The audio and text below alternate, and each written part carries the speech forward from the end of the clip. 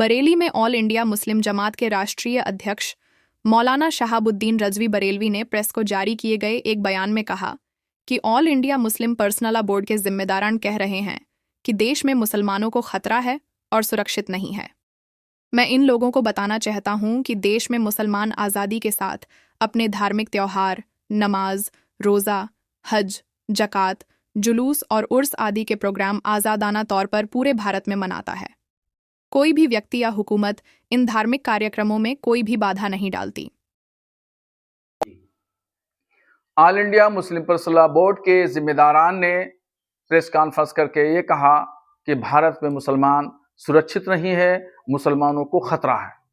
मैं उनको बताना चाहता हूं कि आज़ाद भारत में मुसलमान आज़ाद है और मजहबी एतबार से, सियासी एतबार से अपने तमाम उमूर अंजाम देता है, चाहे नमाज रोज़ा हो, हज ज़कात हो, जलसा जुलूस हो, नजर नियाज हो, फातिया हो या और दूसरी तकरीबात हो, उर्स वगैरह हो।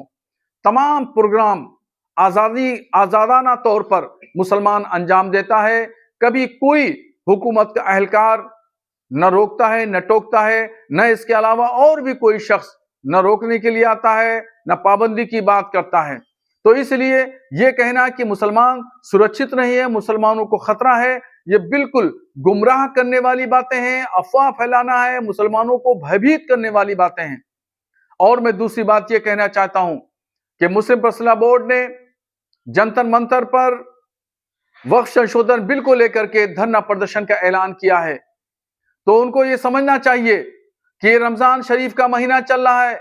रमजान शरीफ का महीना खुदा की इबादत के लिए है, धरना प्रदर्शन के लिए नहीं।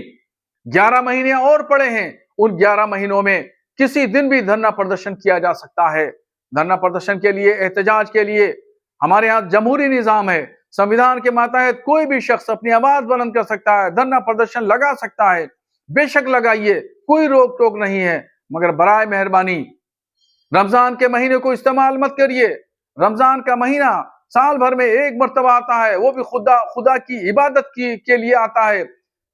मर्द औरत, बच्चे, बूढ़े, जवान सब लोग अल्लाह की इबादत में लगते हैं और अल्लाह की इबादत से रोक करके धरना प्रदर्शन में लगाना ये कहीं का कोई वसूल ज़ाब्ता नहीं है। ये सरासर मुसलमानों को इबादत से रोकना है।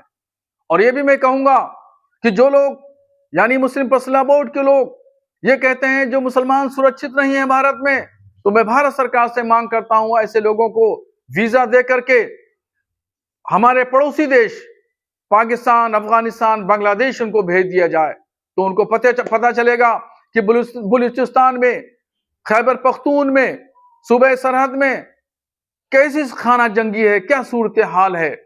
अफगानिस्तान में और बांग्लादेश में भी ऐसी सूरत हाल है जो सब लोगों को जाहिर है।